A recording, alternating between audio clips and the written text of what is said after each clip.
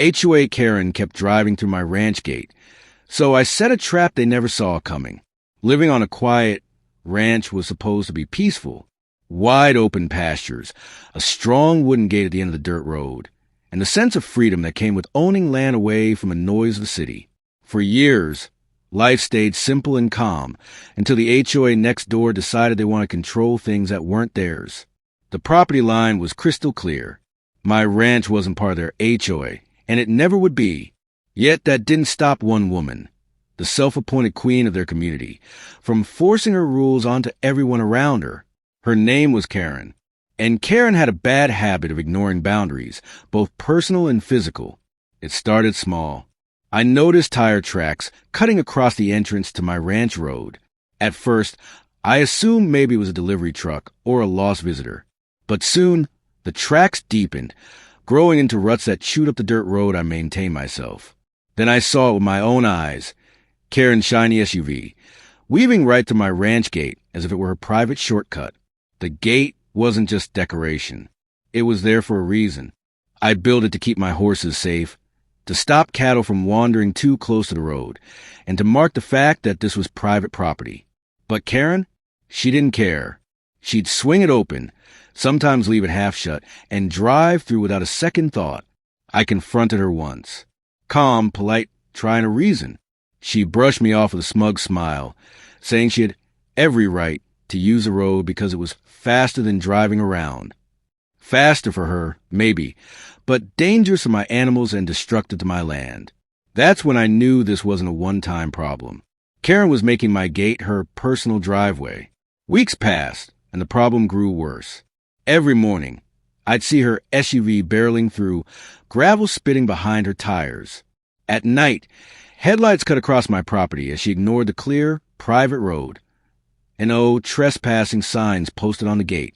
It wasn't just an inconvenience anymore. One evening, I came home to find the gate wide open. My horses had wandered dangerously close to the main road. Another few minutes, and one of them could have been struck by a car. My stomach sank at the thought, and my anger boiled over. The HOA tried to stay out of it. When I called to complain, they shrugged it off, saying Karen's access was her own business. That's when I realized something important. Karen didn't just act entitled. She was protected by the very people who should have been holding her accountable. That was the final straw. I decided if no one else was going to stop her, I would, but I couldn't just yell at her. Karen thrived on confrontation, twisting words and turning herself into the victim whenever she was caught. No, I needed a different approach, something clever, something she would never see coming. So I started planning. I reinforced the gate with stronger hinges and made sure it shut tight every time. I installed cameras hidden in the fence posts, catching every car that entered without permission. And then I began designing what I can only describe as a trap. Not dangerous, not illegal, but a lesson Karen wouldn't soon forget. It had to be something that exposed her behavior, something undeniable.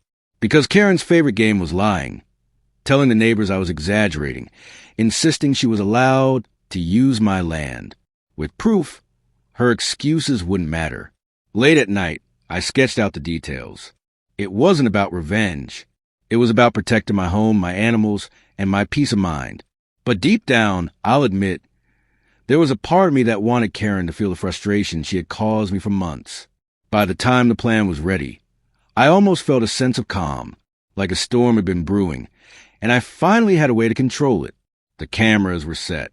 The gate was rigged, and all I had to do was wait for Karen to make her usual mistake. And believe me, she did. Karen falls straight into the trap. The next morning came like clockwork. Karen's SUV, gleaming in the early light, rolled down the road toward my gate. She didn't even hesitate.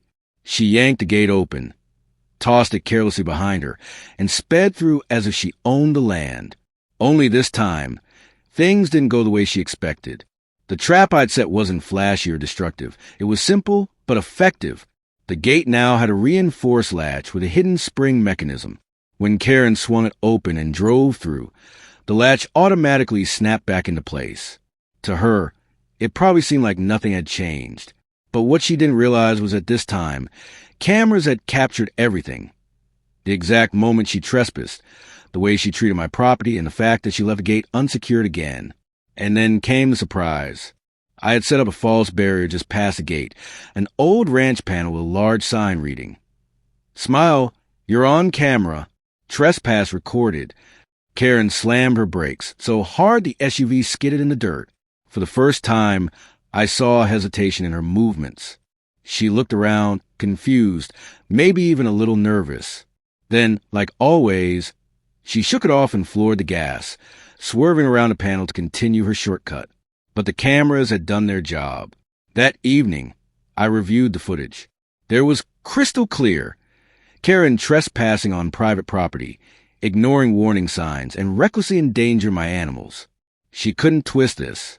She couldn't call it an exaggeration. The evidence was undeniable.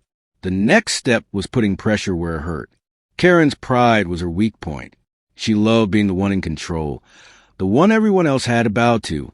So instead of confronting her directly, I sent the footage straight to the HOA board. Their response was exactly what I expected. Silence. Not a word back. Not even an acknowledgement. Which only proved what I already knew. They were protecting her. So I took it one step further. I showed the footage to a few neighbors who'd also been fed up with Karen's antics. People who'd had their own run-ins with her, who were tired of her arrogance. The reaction was immediate: shock, anger, and then something else. Relief. For the first time, someone had proof of what she'd been doing. The gossip spread fast. By the end of the week, half the neighborhood was whispering about the video. And Karen? She wasn't happy. She stormed up to the edge of my property one afternoon, red-faced, shouting from the road. I didn't say a word.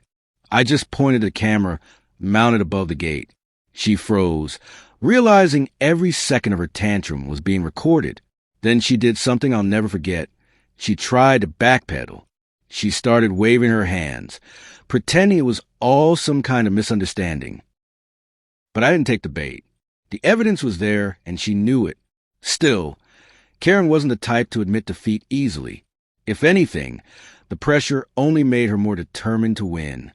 A few days later, I discovered the HOA had mailed me a letter. According to them, my cameras and reinforced gate were unsightly and violated their community standards, even though my ranch wasn't even under their control. That was the moment I realized the game had escalated.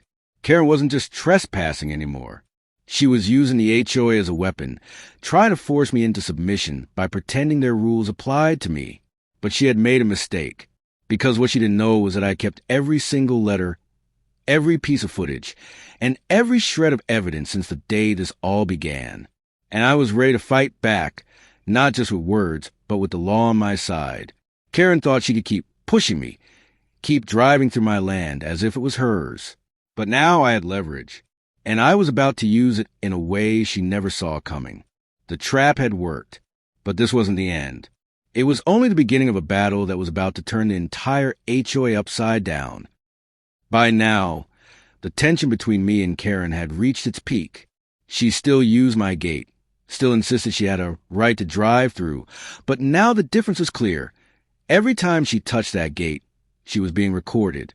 The neighbors had seen the footage. The whispers around the community had turned against her. And yet, she pushed harder, using the HOA board as her shield. The letter they sent me was laughable, but I didn't ignore it. I filed it away neatly with the rest of my evidence. Then I went one step further. I contacted the county sheriff's office. When I showed them the videos, the tire tracks, and the letters, they didn't hesitate. What Karen was doing wasn't just rude. It was trespassing. I was advised to file a formal complaint. And so I did. Paperwork, sworn statements, and copies of every photo and video I had. For the first time in months, I felt like I wasn't just reacting to Karen's behavior. I was in control. And then the day came when the trap fully closed. It was early evening. Karen's SUV rolled through the gate again, just as she always did, headlights bouncing across the ranch road. Only this time, waiting just past the gate was a sheriff's cruiser. The deputy stepped out and waved her to the side. She slammed on the brakes, confusion written all over her face. I stood at a distance, watching as the deputy explained the situation. Trespassing charges.